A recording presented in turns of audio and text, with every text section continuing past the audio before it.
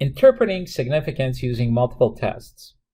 Recall from a previous module that if the p-value is less than the level of significance, we would reject the null hypothesis. In other words, a low p-value indicates that the sample is very far from the hypothesized statement, therefore leading to its rejection. However, it is possible that we are rejecting the null when in fact it is true. And this is referred to as a false positive or a type 1 error. And you can see why it's called either false or an error, is because we're rejecting something when in fact it was true, hence the error. Now, if we run multiple samples, the number of times we incorrectly reject the null is referred to as a false discovery rate, or FDR for short. So to minimize this false discovery rate when multiple samples are involved, here are the steps we would take. And maybe we could just pause here before we look at the individual steps. Anything that says false discovery, that's not good news, right? So of course we want to minimize it. So even if we don't have a good understanding of quants, we do want to minimize errors. So let's see the steps we would take in this case. First, we would rank the sample p-values from lowest to highest. And then step 2, we would compare each of these p-values to an adjusted critical value equal to the following framework. We would look at the level of significance and multiply it by the ratio, which is equal to the rank of the sample divided by the number of tests. And ladies and gentlemen, we do have an illustration here. So let's see how this applies. Suppose that we run 20 tests. In other words, we draw 20 samples and the level of significance is set equal to 10%. Now what this means, of course, is that we're willing to give the null a 90% acceptance range. So therefore there's a 10% probability that we'll end up rejecting the null. So the first thing we're going to do is we're going to rank the p-values from all 20 samples from the lowest to highest. So there it is. We drew 20 samples and we calculated the p-value for all of them. And you can see we're going from the lowest p-value, and here's the 20th sample, and this would include the highest p-value. Now, if you recall from a previous module, the lower the p-value, it indicates that there's a stronger evidence against the null hypothesis, because a small p-value says that the sample deviated really far away from the null. And that's why that's regarded as strong evidence against the null. On the other hand, when the p-value is high, that indicates that the sample actually came closer to the hypothesized values. So therefore, that's the weakest evidence against the null. And I would also point out that we've ranked the samples in terms of their p-values. So we start with the lowest p-value all the way to the highest. Now, if we evaluate each test on a standalone basis, the first 4 tests will lead to rejection of the null because their p-values are less than that 10% level of significance. So remember what we said before, and maybe I could just give you a quick illustration here. So here's our distribution. So if we're setting the level of significance as 10%, it would indicate that we have a 90% acceptance range for the null.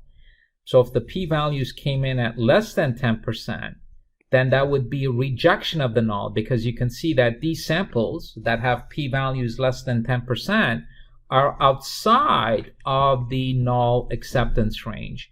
So that's what we're saying. If you look at the first 4 samples, they all have p-values that are less than 0.10 over here, which would indicate that all these samples fell somewhere here. And of course, if they fell somewhere there, you could see how far away they are from the null, and therefore it would lead to a rejection of the null statement.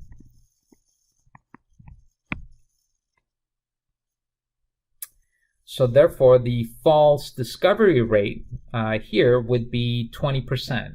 And what it's saying is the following. Remember I said in these first four scenarios, you would end up rejecting the null. It's right here. So in these first four scenarios, you would end up rejecting the null. But here's the problem. We're rejecting the null when we don't actually know what the population value is. So it's possible that we're rejecting the null in error. So we're making a mistake by rejecting the null. And that's why we refer to this as a false discovery rate. So out of 20 samples, you could see that we are rejecting the null 4 times. So therefore, this results in a false discovery rate of 20%. In other words, 20% of the time, we are rejecting the null by error. But in theory, if you have 20 samples and the level of significance is 10%, we should only be rejecting the null 10% of the time.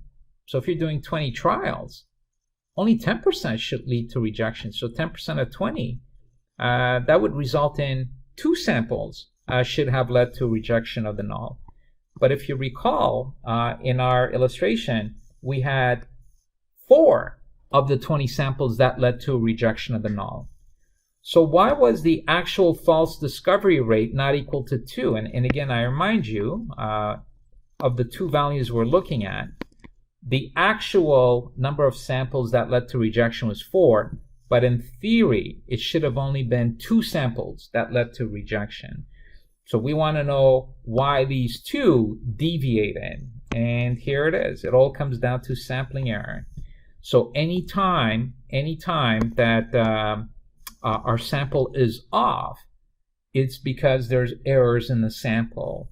And if we sort of get more specific, maybe we didn't draw enough samples. So like you only drew 20 samples, as you can see here in our example.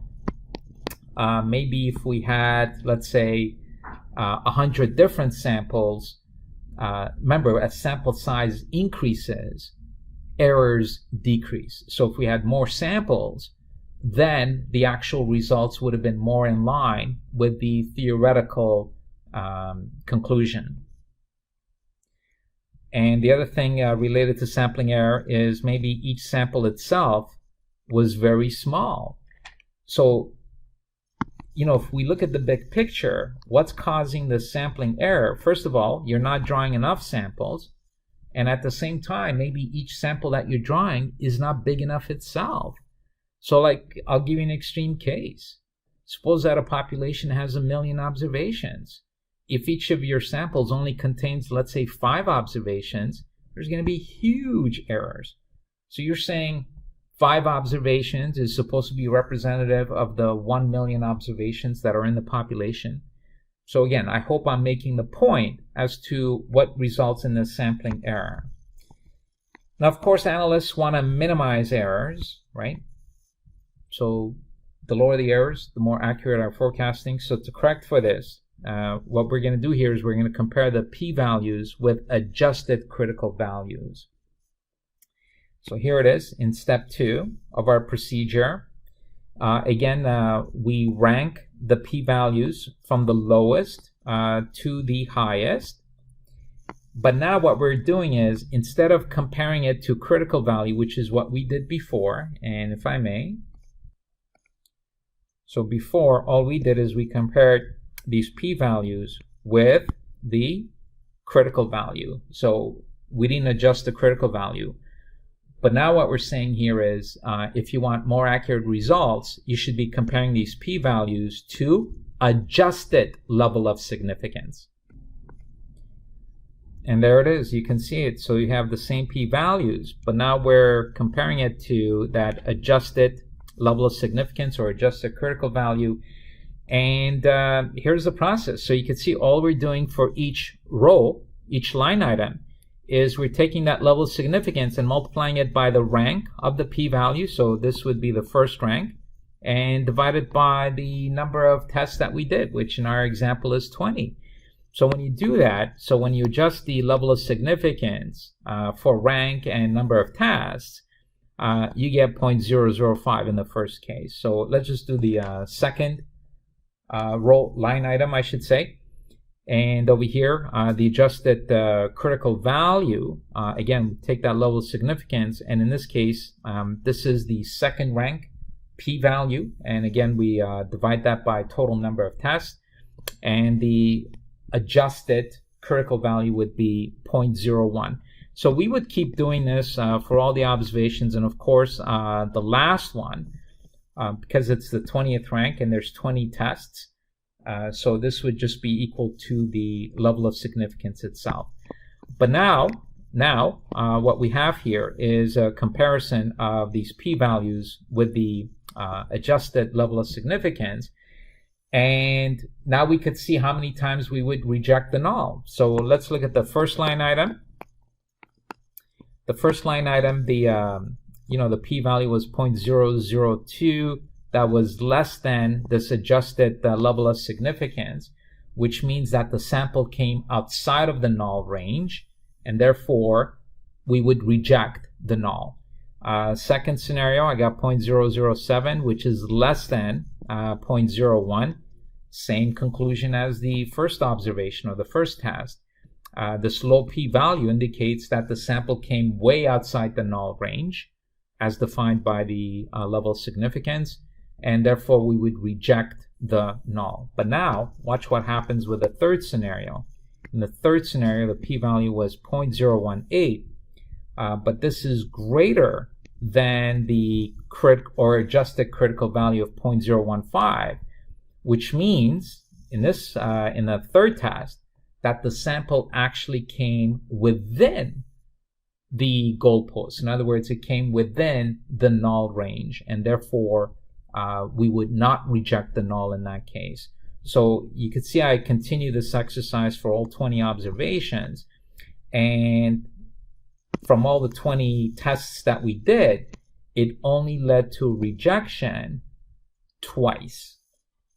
So there it is. Using adjusted, i.e. multi-test approach, the critical values, only samples 1 and 2 led to rejection of the null. So that works out to 10%, which is consistent with the expected false discovery rate.